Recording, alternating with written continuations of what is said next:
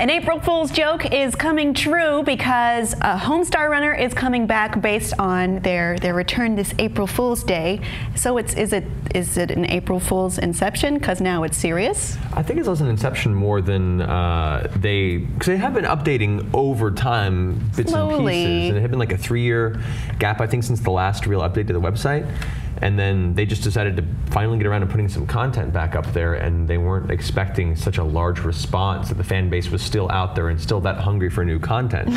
I know I was. Yeah. I mean, Matt Chapman, one of the brothers Chap who created the series, has been working hard on professional cartoons for years. For Disney, he's been working on Gravity Falls, and I'm so happy to see Gravity Falls. Yeah, like it's the same people, and it makes me happy to see that not only are there other people still out there loving the show like I did when it first came out, but that they were so overwhelmed by it that now they're pushing to create a whole bunch of new content. They should be out by this fall, actually, but there's plenty of time before then to get caught up on your favorite old episodes. Oh, yes. Which would be tough, because they were crazy prolific in their days. Mm-hmm. They updated, most of their things weekly for, I don't know, like 3 years. Yeah. I remember that was so huge when I was in high school. It's like everybody tuned in every day just to check that shit out. That was the thing too. Like at the time, I was in an office with adults. Like it's just, you look at it, you're like, oh, this is like a kid's show. But like, no, every time there was a Strong Bad email update, like everyone would gather around, whoever found it first computer, and be like, all right, the email, what's the email? And it was the coolest thing in the world.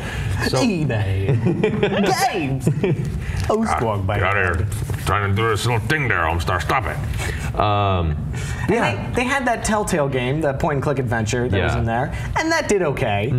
And I really think the April Fool's thing kind of reawoken that love in everyone, and they realized that they could still do this and probably make a lot of money on it. Oh yeah.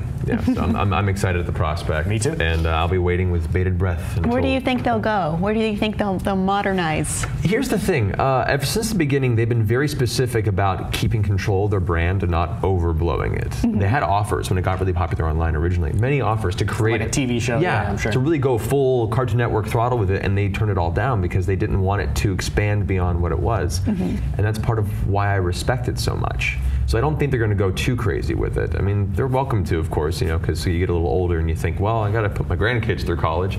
But I don't know. That's part of the reason I think it has such a wonderful mystique, is because it's never really overgrown from its roots, and it's very what it is. And it never sold out. Yeah.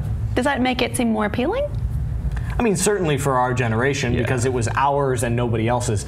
So many things get embraced by the next generation. Like, we don't have Ninja Turtles anymore. That's not just us. That's, our friends who got married really early, their kids. That's theirs now. Yeah. But Strong Bad is still ours. Yeah. Homestar Runner is still ours.